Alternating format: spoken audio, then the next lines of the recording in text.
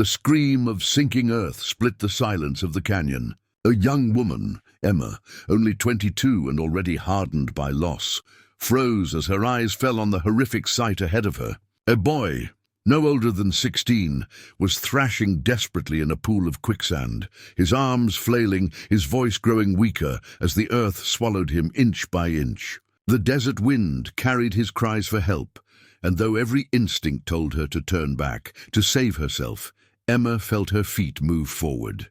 She had no family left, no one who would mourn her if she died. And yet, something deep inside her refused to let another life slip into silence while she watched. If you believe in kindness, in second chances, and in the power of helping others, even when the world is cruel, please take a moment to like, comment, share, and subscribe to The Gentle Truth. It helps us continue telling stories that matter.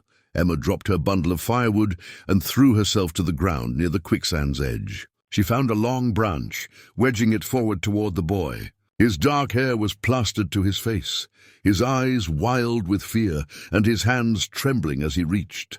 She braced herself, pressing her body flat against the earth, and pulled with every ounce of strength she had. The mud fought back, sucking at him like a living beast, but slowly, painfully, she dragged him free. Both collapsed on the hard earth, gasping, their chests heaving, dust rising around them like smoke after a battle.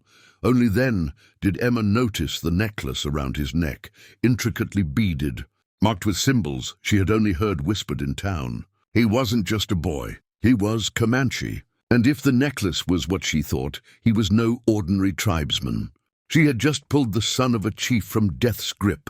The boy's eyes met hers, gratitude and shock mingling in silence. He was too weak to speak much, his body trembling from exhaustion.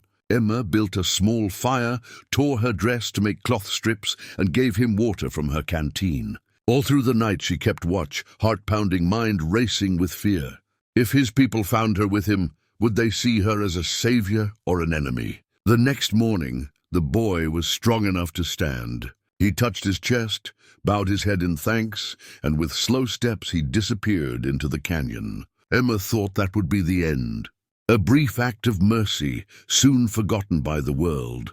But 3 days later, as the sun sank behind the canyon walls and the first stars shone overhead, Emma heard the rhythmic beat of hooves. She turned, her heart in her throat. Out of the desert shadows came riders, dozens of them, fierce and proud, painted in the colors of war. At their head rode the boy she had saved, his back straight, his eyes steady, and beside him, an older man whose presence was thunder itself, the Comanche Chief. Emma froze. The villagers had always told stories of raids, of cruelty, of vengeance, but here, in the glow of torchlight, she saw something else. The boy dismounted first, walking to her with quiet dignity. He gestured to his father, who looked down at Emma with eyes that had seen battles and betrayals beyond counting. Then, in a voice deep and resonant, the chief spoke words Emma did not understand, but the gesture was clear. He extended his hand.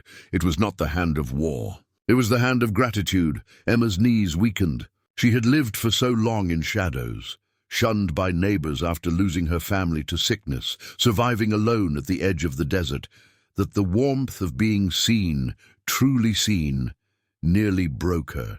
She placed her trembling hand in his, and the tribe erupted with a cry, not of anger but of honor. The boy she had saved stood beside her proudly, his necklace gleaming in the firelight. Over the next hours, Emma was brought into their camp. She was given food, warmth, and a blanket finer than any she had ever owned. The chief sat her by the fire, the boy at her side, and though words were few, the meaning was deep. She had saved one of their own, and in return, she was no longer alone. The days that followed transformed Emma. Where once she had been the girl abandoned on the edge of survival, she now walked with a people who respected her courage. The boy followed her often, showing her small pieces of his world, how to braid grass for strength, how to read the stars, how to hear the whispers of the wind. Each lesson carried with it something Emma had been missing for so long, belonging. But the greatest change was inside her heart. For the first time since losing everything, she felt purpose again. Her act of mercy had not been meaningless. It had been the spark that bridged two worlds, that gave her a family where she had none.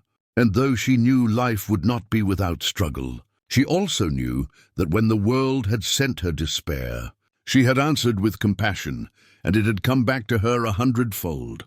If this story touched your heart, please like, comment, share, and subscribe to The Gentle Truth.